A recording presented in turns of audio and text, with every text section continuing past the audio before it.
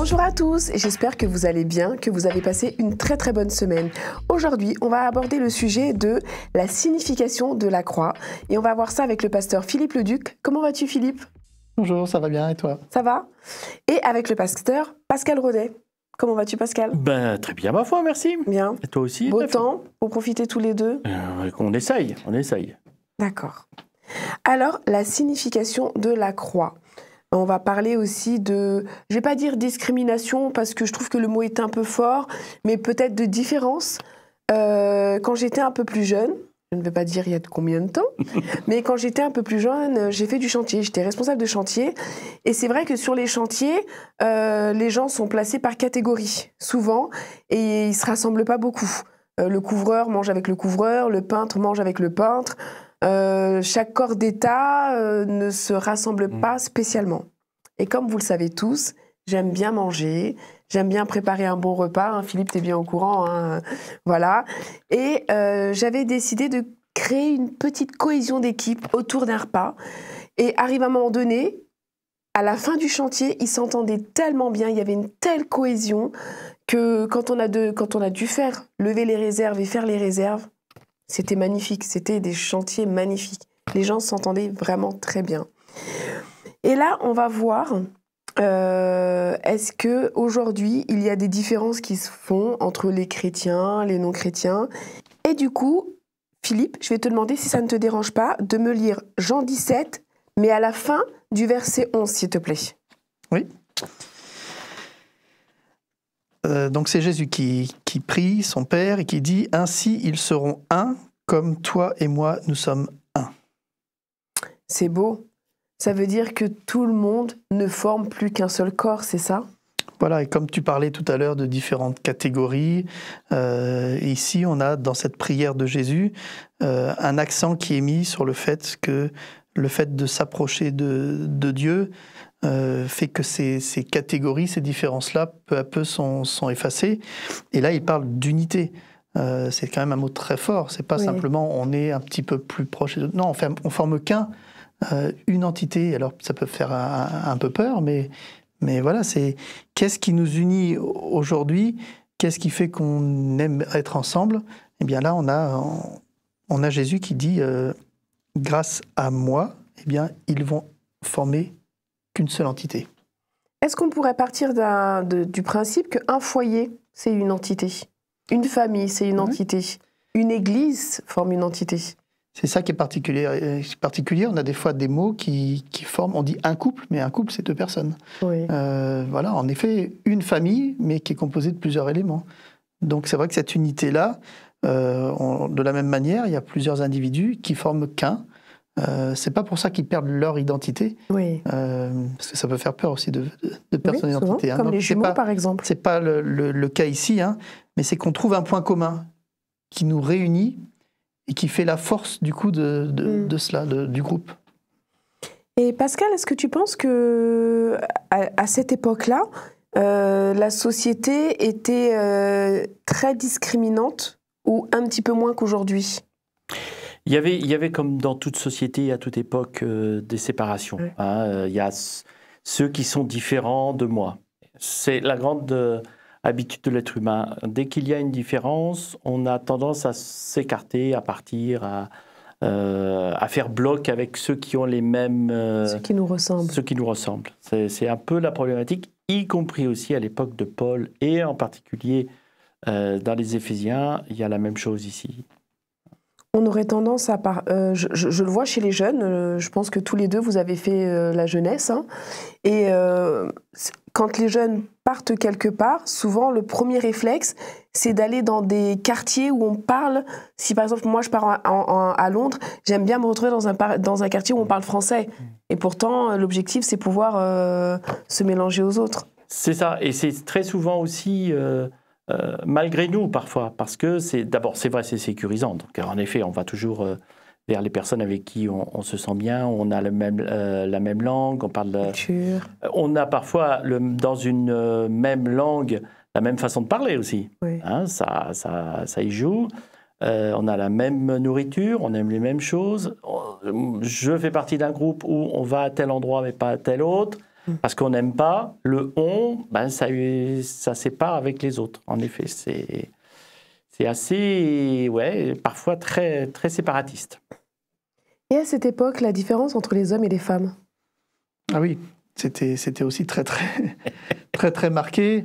À notre époque, les différences essayent de s'estomper un petit peu, mais c'est vrai qu'à l'époque de Jésus, se trouver avec une femme, si on est homme, c'était très mal vu. Hein. Il y avait en effet cette grande séparation qui fait que les femmes avaient un statut déjà beaucoup plus faible que les hommes, et donc ils n'avaient pas les mêmes droits.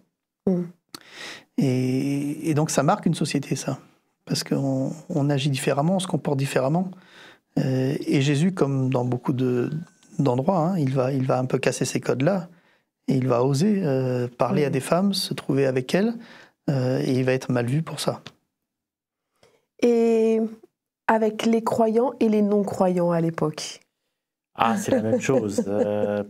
Encore à la rigueur, entre croyants polythéisistes, d'ailleurs avec croyants dans plusieurs dieux, les uns et les autres arrivaient à se retrouver, même si parfois, moi je suis plutôt de telle déesse, ou moi je crois plutôt à tel dieu.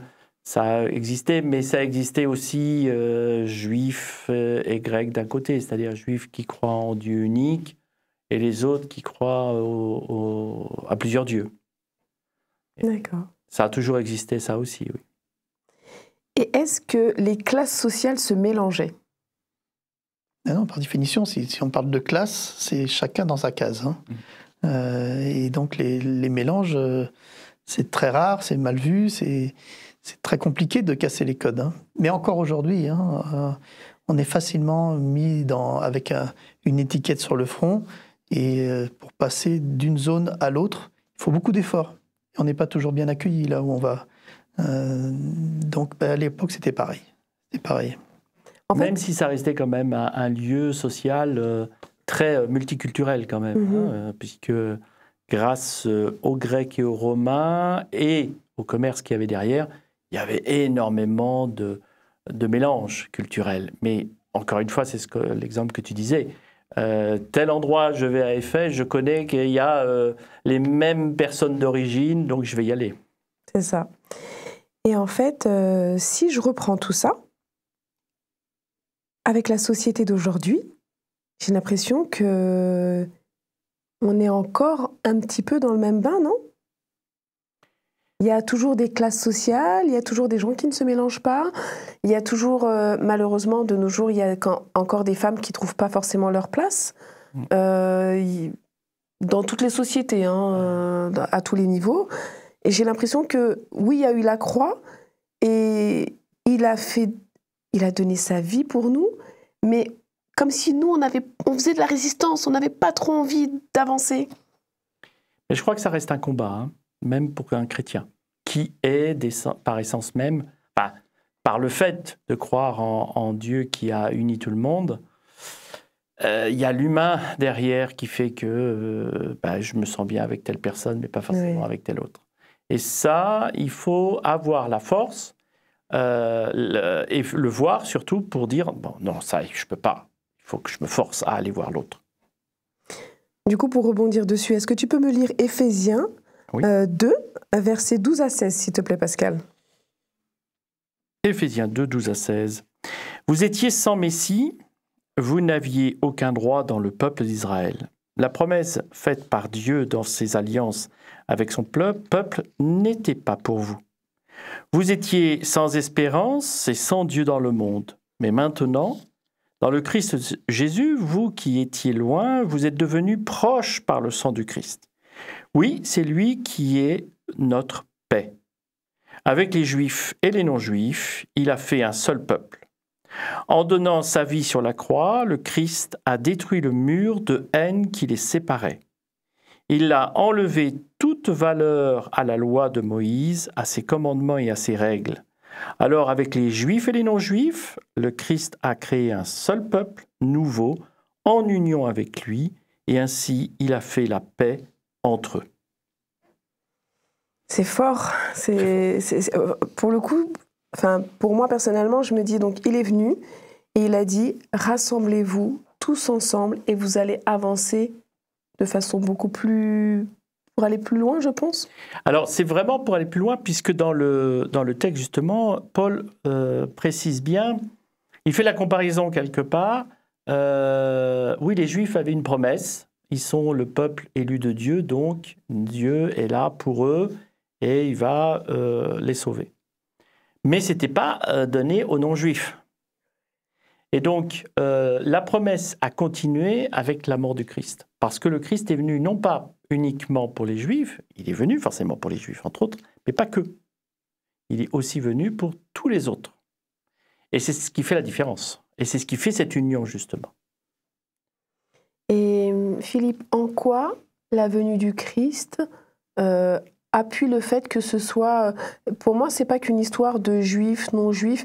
J'ai l'impression qu'il est venu pour tout le monde, pour toutes les personnes qui ont décidé de l'accepter, même si le texte précise... Oui. Et l'allusion au mot « paix » qui est dans le texte qui est là, sous-entend qu'en effet, quand il y a des trop grandes différences entre les peuples, ils ont tendance à s'affronter. Parce qu'on a toujours l'impression que nous, on est meilleurs que les autres, qu'on a des meilleures idées. Et donc, les conflits peuvent régner facilement là. Et donc, quand Christ vient, on nous parle de proximité. On va se rapprocher, non pas pour se combattre, mais pour s'unir et avoir un but commun. Et en l'occurrence ici, un Dieu en commun, qui fait que cette foi nous rapproche. Donc, la bonne nouvelle, elle est là. Peut-être certains ont un petit peu peur du mot « unité », parce qu'on confond l'unité et l'uniformité, mais là c'est vraiment une unité dans le beau sens du terme, c'est-à-dire qu'on va tous ensemble, d'un même cœur, avec la même foi, la même force, avancer dans une même direction, avec comme chef, comme guide, Dieu qui veut notre bien. Et c'est pour ça que c'est ce qu'on appelle une bonne nouvelle. Ce midi, je discutais avec une personne qui travaille justement chez ADRA, et qui m'expliquait que l'unité et la force d'ADRA, c'est qu'en fait, ils ne sont pas portés sur une religion ou autre, ou une personne. Leur but, c'est d'aider toutes les personnes dans le monde. Je trouve ça bien, c'est-à-dire qu'ils ont forcément leurs croyances, mais ils veulent créer une seule unité pour aider, quelle qu'en soit la personne, qu'elle se trouve à Paris ou à Londres ou dans un endroit où les personnes sont en détresse. On peut parler d'unité pour ça? Oui, ils vont dans le sens que le Christ, c'était son même action. Il ne demandait pas à la personne d'où tu viens, qu'est-ce que tu crois, d'où tu viens. C'est ça. Il n'y avait pas tout un questionnaire avant. Non, Christ allait vers les gens, il voyait leurs besoins et il faisait ce qu'il y avait à faire. Et de la même manière, donc tu parles d'ADRA, qui en effet ne fait pas de distinction. Donc on est dans la même optique que ça. Mais je pense aussi qu'il y a, au-delà de la souffrance ou des besoins matériels que ADRA soutient ou aide, il y a aussi toutes ces différences de par les actions qu'on a eues. Oui. Dans la famille, moi, j'ai mon frère ou ma sœur, il m'a fait un coup tordu, je ne veux plus en entendre parler. Franchement, là, c'est le summum, là, je ne veux plus rien, c'est vraiment méchant ce qu'il a fait. Et du coup, forcément, j'ai une image de lui où il y a une séparation. Il y a lui et moi d'un côté, chacun de son côté. On casse l'unité? Et là, on casse l'unité. Mais ce qui fait la différence avec le texte ici, justement, comme disait Philippe, Dieu appelle à la paix. Ok, réconciliez-vous, voyez autrement. Dites-vous que mon frère, ma sœur, avec qui j'ai un problème, dis-toi, bon, ok, il y a peut-être eu un mal donne. Il t'a peut-être maltraité. Ok, bah réconciliez-vous. Une vraie réconciliation. Une vraie réconciliation, bien sûr. Une réconciliation qui passe justement par la croix, par ce sacrifice que Jésus a fait, parce que, ben, oui, on est tous fautifs, on a tous des choses à se reprocher. Oui, de par le mal que j'ai pu faire, ben, j'ai peut-être fait la séparation avec d'autres. Donc il faut peut-être que je me remette en question en me disant, ben, ok, alors, tu crois en Dieu ou pas? Et tu crois en son sacrifice ou pas? Tu crois en la croix sur laquelle il est mort ou pas? Et là, il y a des tas de questions qui se posent. Et ça demande de l'humilité, justement. Donc d'accepter, de reconnaître qu'on est faible, qu'on n'a pas toujours raison, et que parfois aussi l'autre a raison. Et se remettre en question, hein, c'est essentiel. Hein. Se remettre en question. Et c'est dans ce sens-là, avec le texte d'Éphésiens, où en effet, on retrouve cette unité. Retrouvée. Il n'y a plus ni juif ni grec, parce que le sacrifice, il est pour tout le monde. Donc réconciliez-vous. Et en fait, tu as dit quelque chose qui est très important. Peut-être que la personne qui a blessé l'autre a fait quelque chose de grave, mais l'autre fait aussi quelque chose de grave quand il refuse cette unité. Hein. Il y a quelque part une coupure qu'il fait lui-même. Je ne dis pas que c'est facile, hein, mais le fait de ne pas vouloir essayer de raccorder les morceaux, on va dire, parce que c'est lui qui m'a fait du mal, ok. Mais là, tu te coupes de quelque chose. Alors, est-ce que tu peux avoir assez, pour reprendre ce que disait Philippe, d'humilité pour dire, ok, il m'a fait souffrir, mais est-ce que lui ne souffre pas en ce moment? Est-ce que je peux mettre de côté ma souffrance et d'essayer de trouver la paix? Et c'est qu'un bénéfice aussi pour moi, hein. Bien sûr. Parce que si je garde cette souffrance, je me fais mal à moi-même. Et c'est toute la difficulté. En tout cas, cette croix n'a pas été versée pour... Enfin, le sang versé sur cette croix n'a pas été versé pour rien. Et je vous invite vraiment à regarder les émissions précédentes qui en expliquent un petit peu plus. Et je vous remercie d'avoir partagé ce moment avec nous. Merci beaucoup, Pascal. Merci. Merci beaucoup, Philippe. Je vous souhaite de passer une excellente semaine et de bien profiter du beau temps. Merci à tous, au revoir.